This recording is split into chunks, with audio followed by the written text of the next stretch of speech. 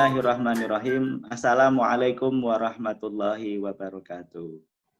Perkenalkan, saya Bagi Agung Prabowo, SHM Hum PhD.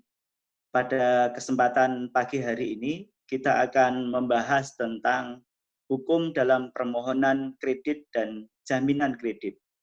Hal ini penting, mengapa? Karena di era sekarang, dalam pembiayaan itu diperlukan adanya perjanjian dan jaminan kredit di dalamnya. Saudara-saudara sekalian, berbicara tentang hukum dalam permohonan kredit dan jaminan kredit, maka di sana kita harus mengedepankan kepercayaan di dalam menetapkan jaminan di dalam kredit. Kepercayaan di sini yang dimaksud adalah terkait dengan prinsip kehati-hatian atau dikenal dengan prinsip prudential banking. Apa itu prinsip prudential banking? Yaitu prinsip kehati-hatian di mana pihak perbankan di dalam mengucurkan kredit, dia harus memperhatikan beberapa aspek yang sebagai prinsip kehati-hatian tersebut. Pertama adalah kapital, kedua kolateral, kemudian capacity, kemudian karakter, dan condition of economic. Bicara tentang kapital, kita bisa lihat tayangan berikut ini. Bisa ditayangkan. Tanggung jawab pemilik modal semakin besar pula. Kapital ini bisa dikatakan bahwa ketika seorang nasabah hendak mengajukan permohonan kredit, akan dinilai jaminannya sebagai kepercayaan bahwa nasabah memiliki kapital yang memadai. Bicara tentang kapital, maka bicara tentang bagaimana tanggung jawab pemilik modal. Kemudian beban kewajiban semakin kecil dan risiko juga lebih kecil.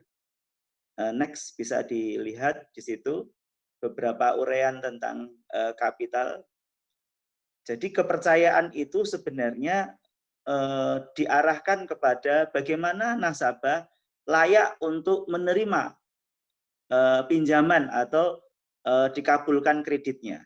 Oleh karena itu, prinsip prudential banking ini penting bagi perbankan untuk melaksanakannya di dalam setiap adanya perjanjian kredit dengan nasabah. Nah, kapital ini yang pertama, the next, sebagai tanggung jawab pemilik modal, di mana tanggung jawab pemilik modal itu menjadi semakin besar karena dia harus menyerahkan sejumlah kapital, ya. Kemudian beban kewajibannya semakin kecil dan resikonya juga lebih kecil untuk mengantisipasi terjadinya kredit macet. Berikutnya adalah tentang kolateral. The next. Yang dimaksud dengan kolateral adalah jaminan terhadap kemungkinan risiko yang timbul akibat tidak mampu memenuhi kewajiban. Kita tahu bahwa dalam perjanjian kredit akan terjadi berbagai kemungkinan. Ya, kemungkinan yang kita harapkan pihak nasabah dia akan mengangsur, melunasi sesuai dengan waktu yang telah disepakati.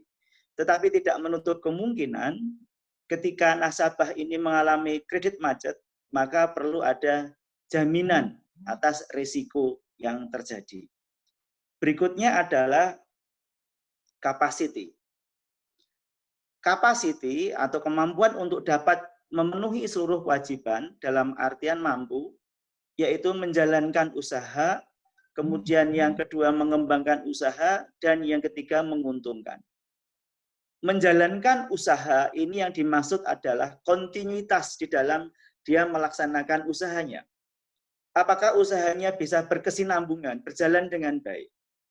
Bahkan yang kedua, mengembangkan usaha. Tidak semata-mata kontinuitas atau kesinambungan usahanya, tetapi bagaimana usahanya bisa berkembang lebih baik dari sebelumnya. Dan yang tidak kalah penting adalah adanya keuntungan. Maka apakah usahanya itu dinilai menguntungkan atau tidak?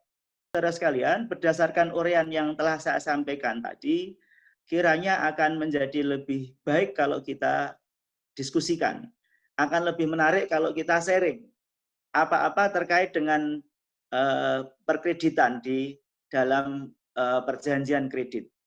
Ada aspek-aspek penting yang barangkali ingin ditanyakan, kami persilahkan.